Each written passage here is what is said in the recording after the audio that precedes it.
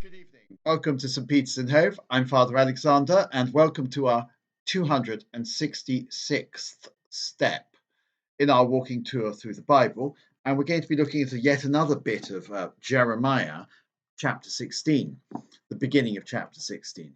I freely confess I find the prophet Jeremiah very hard going.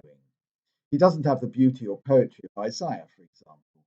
His book isn't really a sort of a united book in the way that Isaiah's is. Isaiah's isn't united very much, but it's united in mood.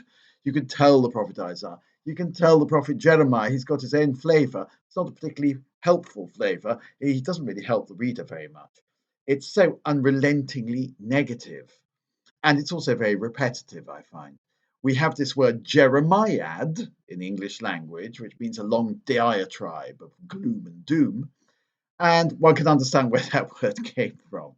Now, that's the trouble with a walking tour through anything. There are bits where you really do want to speed up. There are about over 50 chapters of Jeremiah. We're now at 16.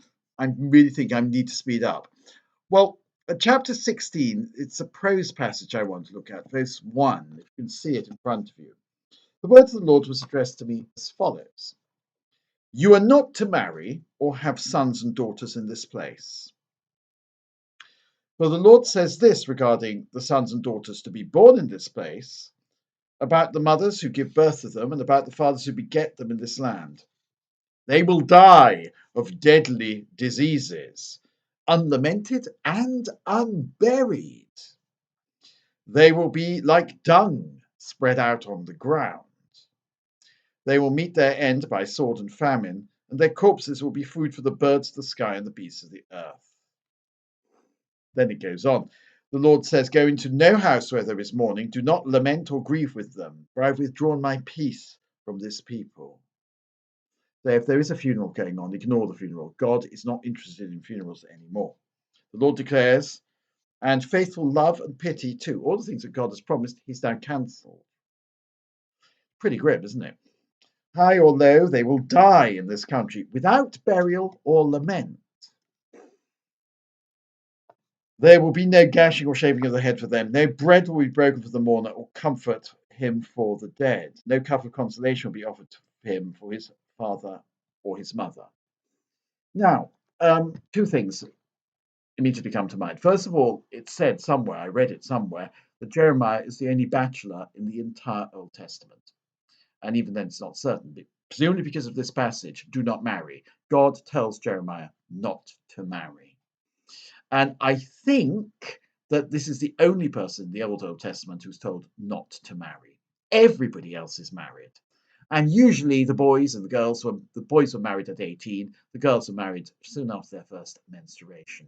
Everybody got married, everybody had children, except those unfortunate enough to be infertile who didn't have any children and who were considered barren and cursed by the Lord. Hence, we have that story in the story of Samuel about his mother couldn't have any children and so on. Not having children was a curse. Therefore, being unmarried was a tremendous curse as well. You had to get married. It was a natural sort of thing to do. Go forth and multiply, said the Lord. Fill the earth, and so on and so forth. And he promised Abraham, did he not, that his descendants would be as many as the stars of the heaven, the sand of the seashore. In other words, having children was the greatest gift that God could give you. It was your natural duty. Good, we know that. Now, God here is reversing. Do not get married. Do not have children. Because if you do have children, they'll just die. They will not only will they die, well, we all die, they will die young, and they will die of unnatural causes, famine and the sword, and they won't have a proper funeral.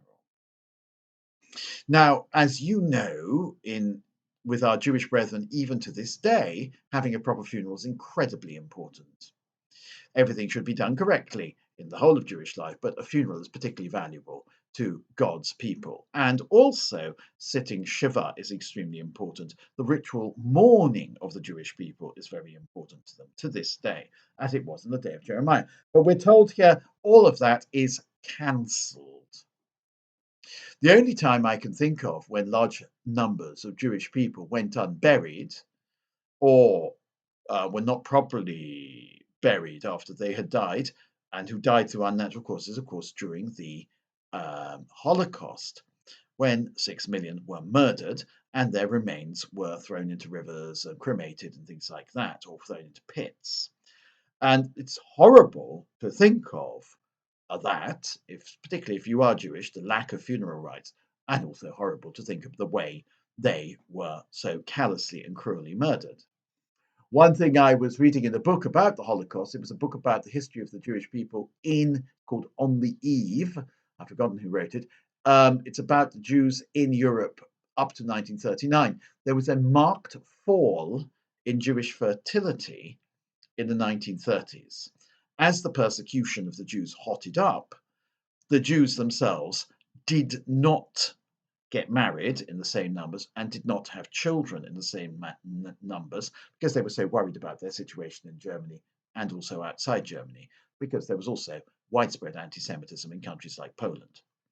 Now, when God says, do not marry and have sons and daughters, he is actually cancelling covenant. He's cancelling his covenant, not just with the Jewish people, but with the whole of humanity. He's cancelling his love. Nowadays, we have people who say, oh, because of the environment, I'm only going to have one child, or I'm only going to have two children. I'm not going to have lots of children because it's expensive and because they eat and they drink and they create greenhouse gases or whatever children do, and that damages the environment. The complete reversal of the promise given to Adam, the order given to Adam, fill the earth, people it, and also look after it. In other words, people are the problem, therefore we need fewer of them, because they're the ones who've wrecked the planet. This, of course, this idea, once that children were a blessing, has now been reversed, and children are now regarded as a curse. We, human beings, are curses on the face of the earth, rather than stewards of creation and people who improve our environment. No, we're the people who wreck the environment. So in this passage, God has cancelled the covenant, and he's cancelled his care for his people because of their unbelief. But we ourselves today have cancelled the covenant from our point of view. We no longer see ourselves as covenanted people. We no longer see ourselves as people who have received a covenant from God to look after the world, to be in the world, to be rational people in the world, and to look after the world. And of course, the desire to have no children or fewer children or not so many children is a very strong desire nowadays. Nobody wants to talk about it, but in every European country, births are not keeping up with deaths, and the population is shrinking. I think to replacement levels, every woman has to have 2.2 children. Not that any of us have ever seen 0.2 of a child, but there you go. Whereas in places like Britain, I think people are having 0.9 children or something like that. In other words, the average woman has less than 2 children. Many people have no children at all. Many men have no children at all. Again, something to do with this is many people have children who they no longer see. In other words, they're not involved in the bringing up of their children. They've had children with somebody and then they've left the family, and the family is they're not connected to the family at all. This is not how God planned it, to put it mildly, but this is how we've planned it. Now think about that for a moment. God in Jeremiah is cancelling the covenant and therefore saying no longer have children because there's nothing for them to inherit except fire and the sword. God has not cancelled the covenant with us, we've cancelled the covenant with him. This is very distressing. It's not a good thing. The outlook is bleak, to put it mildly. It's the job of the church to proclaim that the outlook is bleak, as Jeremiah had that job, proclaiming the outlook was bleak.